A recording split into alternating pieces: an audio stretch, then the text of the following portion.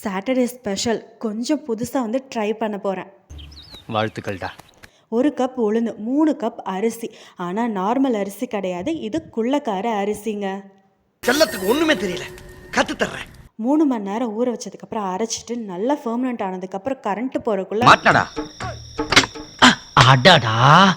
தேங்காய் பால் வந்து ரெடி பண்ணிட்டேன். அதுக்கப்புறம் கேஸ் ஆன் பண்ணிட்டு அந்த 2 பெரிய வெங்காயத்தை சாப் பண்ணிட்டு கடாயில் எண்ணெய் ஊற்றி கொஞ்சமாக கடுகு, சோம்பு, அதுக்கப்புறம் சாப் பண்ண வெள்ளைப்பூண்டு, அப்புறம் சாப் பண்ண பெரிய வெங்காயம், இது எல்லாம் வதக்குற அந்த கேப்பில் இந்த சைடு வந்து ஹாஃப் பாயில் வந்து போட்டு எடுத்துக்கலாங்க.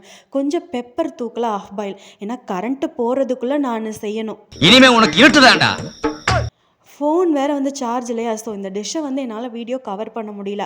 ஆஃப் பாயிலுக்கு ஒரு லைட்டாக ஒரு வதக்கலை வந்து போட்டுட்டு அதுக்கப்புறம் இதை வந்து ரெடி பண்ணிட்டேன். நான் அரைச்ச அந்த மாவு என்ன ஆச்சுன்னா, பாடி சோடாவா இருந்த என்ன கோலி சோடாவாக்கி என் லவ்ல குண்டு விளாண்டானுங்க.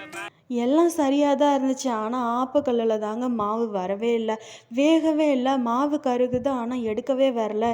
என்னன்னு எனக்குமே தெரியல. நான் கரெக்டாக தான் செஞ்சேன், ஒரே அழுகையாக வந்துருச்சு. அதனால தான் எனக்கு பதில் அவனை அழுக சொன்னேன். இந்த ஆஃப் பாயில் வந்து ஃப்ரை பண்ணி போட்டால் தான் அந்த மசாலா வந்து இழுக்காமல் இருக்கும். இது சாப்பாட்டு கூட சூப்பராக இருக்குங்க. Bad inspector and the rowdy. மெஷர்மெண்ட்டெல்லாம் கரெக்டாக தான் இருந்துச்சு, ஆனால் ஏதோ சரியாக வரல. இந்த ஒரு விஷயத்தையும் பிளான் பண்ணாம பண்ணா இப்படித்தான். இதை மறுபடியும் கேட்டு இன்னொரு டைம் கண்டிப்பாக ட்ரை பண்ணுவேன். பிளான் பண்ணி பண்ணணும். ஓகே. மறுபடியும் நான் ஏதாவது புதுசாக டிஷ் வந்து ட்ரை பண்ணுறேன்னு சொன்னால் என் ஃபேமிலி ரியாக்ஷன் இப்படி தானே இருக்கும். புதுசாக ஒரு டிஷ் ட்ரை பண்ண போகிறேன்.